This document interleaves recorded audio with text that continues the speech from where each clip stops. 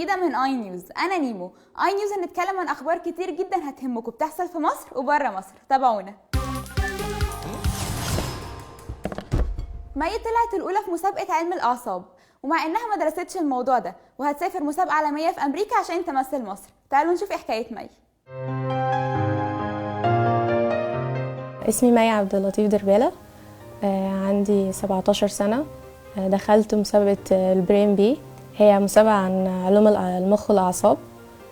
كانت بتتكلم عن تشريح المخ والأمراض، وبتتكلم عن ازاي الأعصاب والخلايا ازاي بننقل المعلومات في الجسم. هي المسابقة نفسها بتهدف ان هي توعي الناس كلها عن العلوم والأعصاب، لان هو المجال ده مش معروف كتير، مفيش ناس كتير بتعرف عنه، مع انه يعني في ناس كتير اتضرت منه واطفال عندهم امراض نفسيه وكده، فلازم ان الناس تكون عندها اهتمام بالمجال ده. كانوا بيتنافسوا معايا في المسابقه، كان الناس في سني، كان في ناس من مدارس زويل، كان في اللي جايين من ناحيه الصعيد. يعني كانت مسابقه على مستوى مصر. طلعت الاولى على المسابقه وهسافر امريكا علشان اكمل المسابقه العالميه هناك. كان صعب في الاول ان انا اذاكر حاجه مش عارفاها، وخصوصا كان في مصطلحات طبيه غريبه مش عارفه انطقها يعني خالص. بس الموضوع يعني كان في الاول كان صعب، بس مع كذا مره ذاكرت وخلصت، وهم كانوا بيساعدونا وبينزلوا لنا فيديوهات علشان نفهم الحاجات اللي احنا عايزينها، بيعملوا لنا ملخصات. ما عطلتنيش عن الدروس او المدرسه او الحاجات دي، لان هو يعني انا كنت عارفه لما انا مثلا انا عايزه اذاكر كذا النهارده بذاكره. مثلا الاعلى دكتور احمد زويل ونبويه موسى.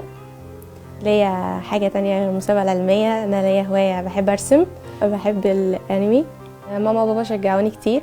هي ماما اكيد يعني كانت بتشجعني، كفايه ان ماما يعني فكانت كتبت لي على الفيس ان عايزاني ابقى زويله وكده يعني. وبابا كان كل شويه يقول لي يجيب لي مثلا علماء، يقولوا لي دول في سنك هم احسن منك في ايه عشان انت ما تعمليش كده. بنقول لي حاجه ان انا ابص للعلماء، يعني في ناس ما اعتقدش العالم ايه ده بيني وبينه سنين، يعني ده شوف هو ممكن مثلا مستوى ذكائه عالي، بس هما يقولوا كلنا زي بعض. تعرف مين هو احمد زويل؟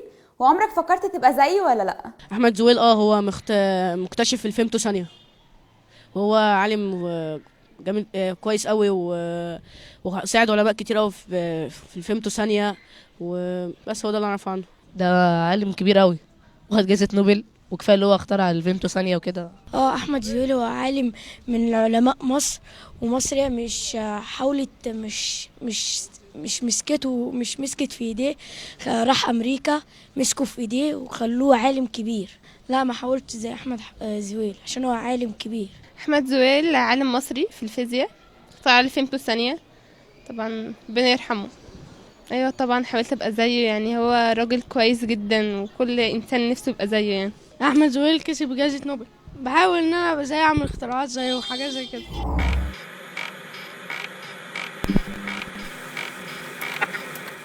يوم 6/4 هو اليوم العالمي للأرض. اليوم ده مهم جدا للطبيعة والحيوانات وكل حاجة حوالينا. عمرك فكرت تزرع حاجة؟ وازاي بتتعامل مع الحيوانات في الشارع؟ يعني لو شفت كلب او قطة في الشارع ازاي بتتعامل معاهم؟ بهتم بالشجر لما يكون معاه ميه، ويعني صحابي مش عايزين اسقيهم، صاحبي جيت له ميه قال له لا تعالى نسقي الشجر. بعمل حيوانات يعني عادي وباكلها وكده. انا عندي كلب، عندي زرع بسقيه، وبحب ان انا ازرع زرع كتير، وعندي زرعة حبهان. هي المفروض هي كائنات يعني ما بتقدرش تتكلم او اي حاجه، المفروض نعتني بيها ونخليها وناكل. انا عندي كلب في البيت برضو، يعني انا المفروض يعني في ناس بيتعمدوا اللي هم يضايقوا الحاجات دي، لكن هي ربنا هو اللي هيحاسبهم. لا، هو طبعا انا يعني تعاملي مع الطبيعه بحب اتعامل مع الكلاب اكتر حاجه ده في الحيوانات. بس الشجر، بس الورد، بس كده، بس الاراضي كده. بعض الشباب في مصر فتحوا اكشاك بيشتروا فيها الزبالة، بيفرزوا الزبالة ويبدأوا يصنعوها تاني. شركة ابل بتبني مقر جديد ليها وصممت شكل الحمامات زي رسمة تليفون ابل بالظبط. تعالوا نشوف معانا ايه الفقرة اللي جاية ونرجع تاني. انا محمد عبد الرحمن، عندي 15 سنة من بني سويف. بحب الرسم من ابتدائي، ولما رحت اعدادي بقيت برسم احلى. مشكلتي كانت اني مش بعرف الون، بس جيت في مرة جربت الون لقيت الرسمة اتظبطت، فبعديها بدأت الون كتير لحد ما بقيت بعرف الون، وما دخلتش مسابقات قبل كده. ومن شهر كده رحت معرض وحطيت فيه احلى رسوماتي، وانا بتمنى اني افتح معرض كبير على مستوى العالم. انا عارف ان حلمي مستحيل، بس بتمنى كده. والرسم ده بيطلع كل الكلام اللي جوايا في صورة او رسمة، بيكون هو البروتين اليومي بتاعي. لو جيت يوم ما رسمتش بحس ان في حاجة ناقصاني، والرسم حياة تانية بسيب فيها العالم اللي انا فيه وادخل في عالم تاني مش موجود اصلا. بجميع رسوماتي موجودة على صفحتي على الفيس، الصفحة اسمها محمد عبد الرحمن بالانجليزي. وشكرا.